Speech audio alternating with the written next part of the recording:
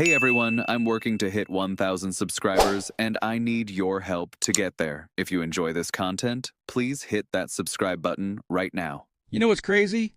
While everyone's still buzzing about the Blue Jays' World Series run and debating offseason moves, there's something brewing in their farm system that absolutely nobody is giving enough attention to. And honestly, it's the most exciting development this organization has seen in years. Let me take you back for a second. Just 2 years ago, the Blue Jays prospect pool was a wasteland. After Bichette and Vlad graduated back in 2019, it felt like the cupboard was completely bare. Fast forward to today, and the transformation is stunning. The Blue Jays now have 3 prospects in MLB Pipeline's top 100. Trey Savage sits at number 12, and yes, he's still technically a prospect since he hasn't accumulated enough service time yet. JoJo Parker, their recent first-round pick, comes in at 45, and Arjun Amalo, a shortstop, lands at 77. This turnaround is massive for multiple reasons. First, it gives the front office serious ammunition for trades if they want to make a splash. Second, it means the next wave of homegrown talent is actually real.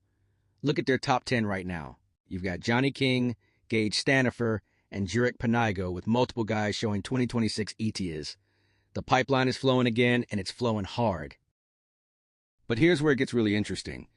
According to Baseball America and some deep dives from prospect analysts on Twitter, the Blue Jays now have 6 top 100 worthy prospects. And that's not even counting the player I really want to talk about today. Someone who could rocket up these rankings faster than anyone expects. His name is Juan Sanchez, and you need to know about him right now. Currently sitting as the Jays' 17th ranked prospect, this kid is an absolute monster waiting to happen. Now, I know what you're thinking. He's only 18 years old. How can we possibly know he's the real deal? Let me tell you why.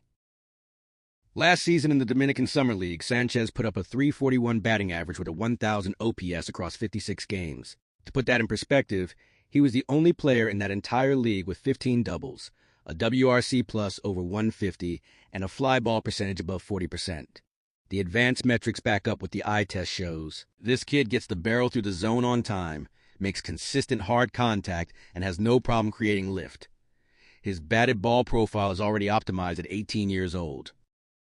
Sanchez is a third baseman with plus power and plus contact ability. Baseball America is already hinting that he could sneak into their top 100, and honestly, that feels inevitable at this point. He's raw, he's young, and he's years away from the majors, but the talent is undeniable. Whether he becomes a cornerstone piece for Toronto or a valuable trade chip down the line, Juan Sanchez is a name you're going to hear a lot more of very soon. The broader point here is that the Blue Jays have done an incredible job rebuilding their farm system while remaining competitive at the major league level. They managed to avoid gutting their prospect pool at the trade deadline, only giving up Cal Steven for Shane Bieber, who they then re-signed anyway. The moves they made selling off pieces like Justin Turner and Jimmy Garcia actually netted them more prospects. That's smart asset management. Looking ahead, there are some fascinating decisions to make. Arjun Amalo and JoJo Parker are both shortstops at 19 and 20 years old respectively.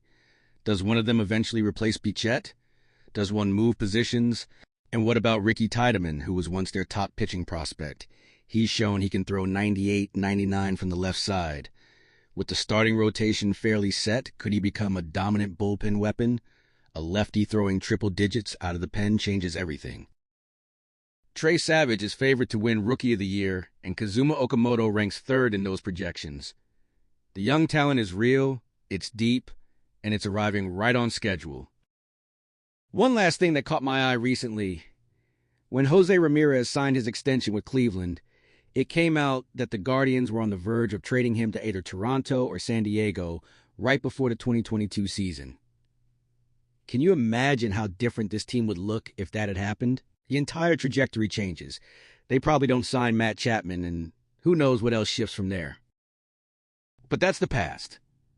What matters now is that the Blue Jays have quietly assembled one of the more impressive farm systems in baseball, headlined by a potential superstar in Juan Sanchez that almost nobody is talking about yet.